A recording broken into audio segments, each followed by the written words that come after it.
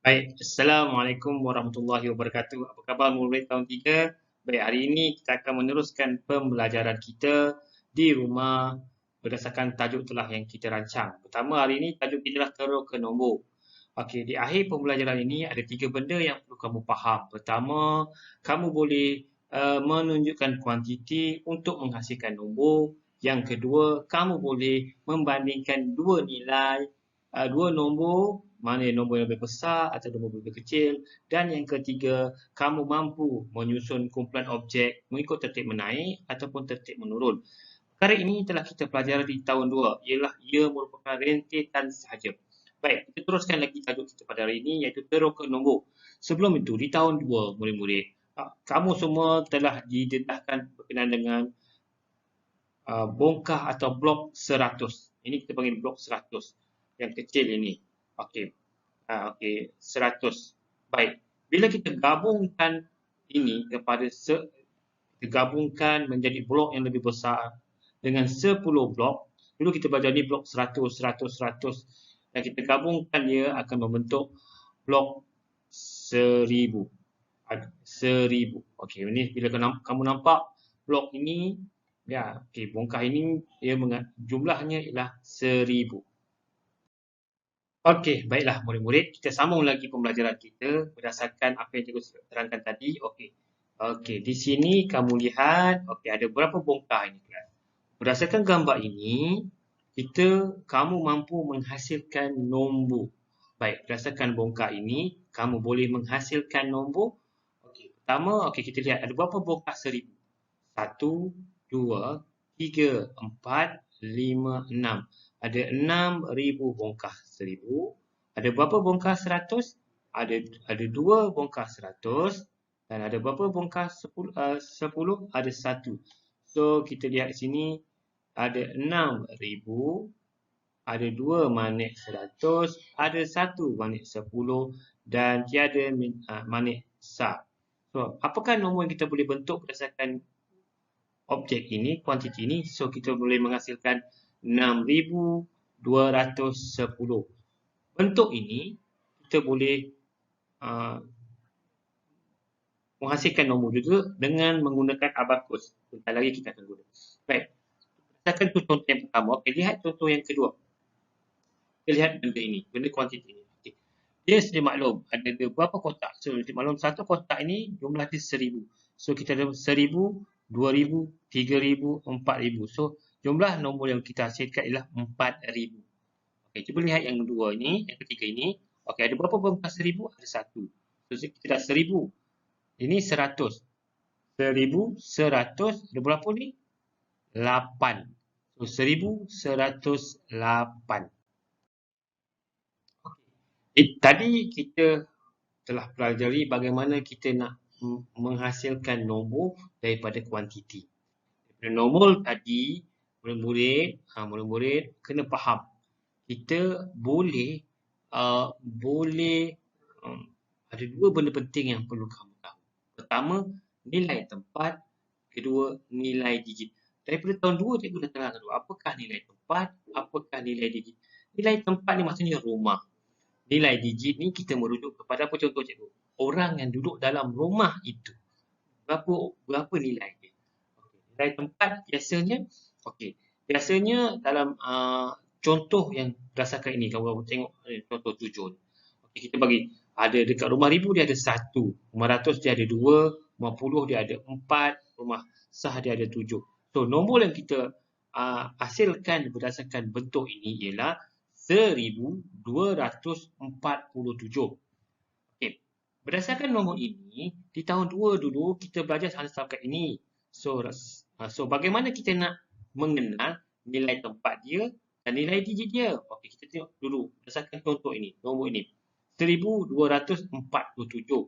So kita susun, kita tahu rumah sah 10, 100, 1000. Kalau cikgu tanya, cikgu gariskan nombor 2 ni, apakah nilai tempat dia? Rumah 100. Cikgu gariskan 1 ni, rumah apa nilai tempat dia? Rumah 1000. Okey, begitu juga dengan nilai digit. Dalam nombor maksud nilai digit ialah jumlah yang benda ataupun orang yang duduk dalam rumah tersebut. Contoh rumah sah. So kita tahu ada berapa orang duduk rumah sah? 7 orang. Rumah 10, 40. Kita masukkan puluh. 40. 2. Okey, 2 apa? Sini 500. 200. Okey, sini 5,000. 1,000. So, beza nilai tempat biasanya dia merujuk dengan perkataan. Nilai digit biasanya dia merujuk kepada nombor itu sendiri. Okey, nombor tu itu petua cikgu. Okey, baik. Bila kita sebut nilai tempat, nilai digit, dia tidak boleh lari daripada cerakinkan.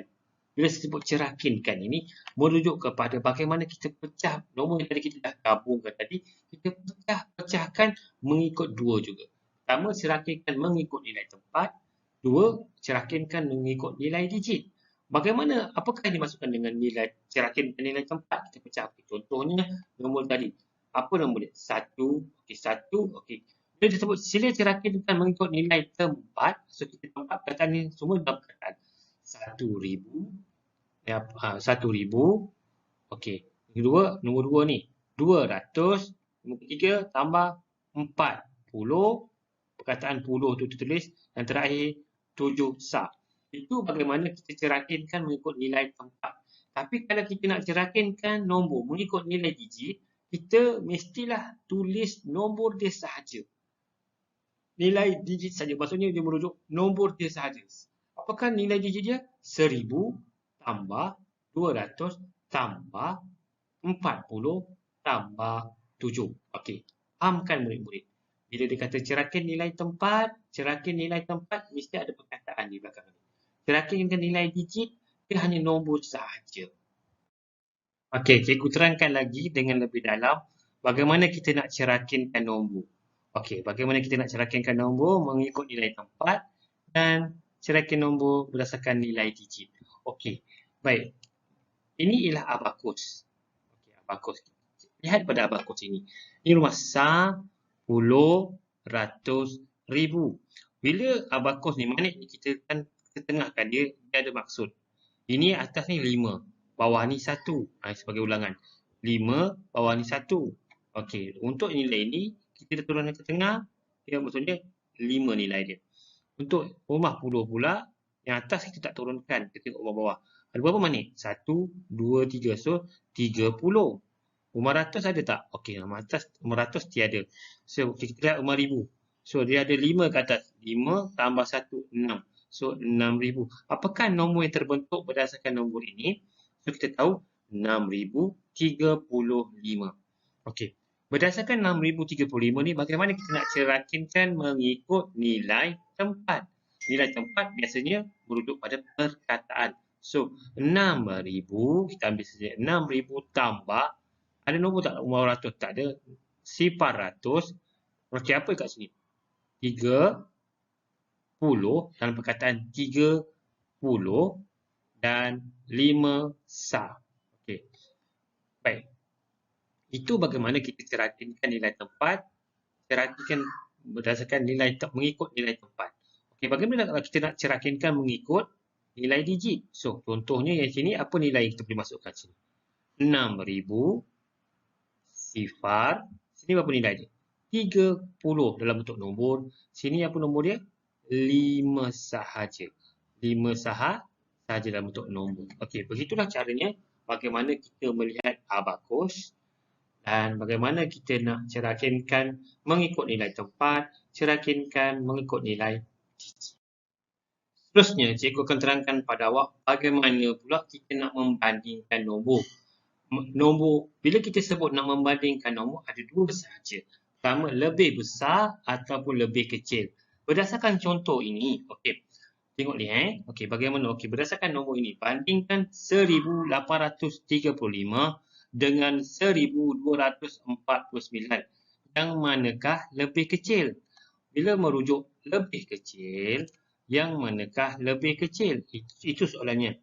Bila sebut lebih kecil, kita maksudnya kita nak cek yang mana yang lebih kecil. Bila kita nak bandingkan nombor, bila kita nak sebut nak bandingkan nombor, mesti kita kena ingat. Bila kita nak bandingkan nombor petua dia, kita mesti melihat rumah nilai tempat yang depan, yang paling besar dulu.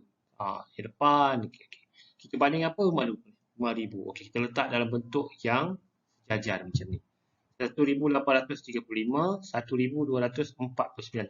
Kita bandingkan. Okay. 1,000, 1,000. Sama. Okey. 500, 800, 200. Mana lebih kecil? So, kita membuat kesimpulan bahawa ini lebih kecil. So, kita membuat kesimpulan bahawa nombor ini iaitu nombor 1,249 adalah apa? Adalah lebih kecil daripada 1,835.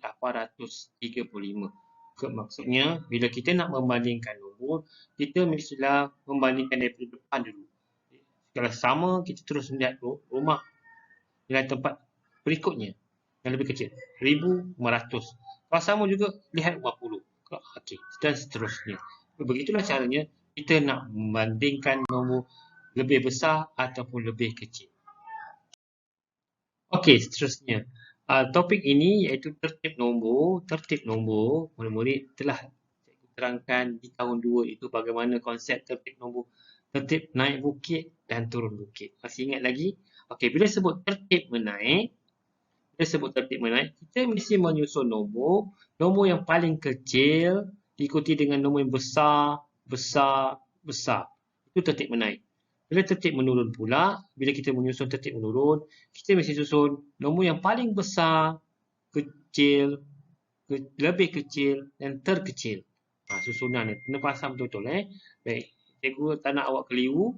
Bila tertib menaik, nombor paling kecil, besar, terbesar. Okey, kalau tertib menurun pula, nombor paling kecil, nombor paling besar, kecil, lebih kecil, yang terkecil. Itu bagaimana kita menyusun tertib nombor. Sehingga perkara ini awak dah belajar dulu di tahun 2 ini sebagai ulangan sahaja. Okey, berdasarkan penerangan cikgu dari tadi, mula sampai yang terakhir tadi.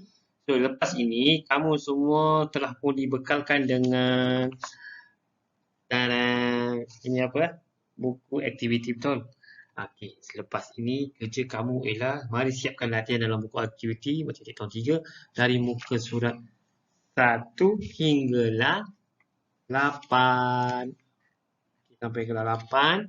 Nanti bila kamu dah siap, cikgu akan semak. Terima kasih semak untuk melihat hasil kerja kamu. Okay, terima kasih kepada ibu bapa yang membimbing anak murid. InsyaAllah kita akan jumpa di lain waktu. Assalamualaikum warahmatullahi wabarakatuh.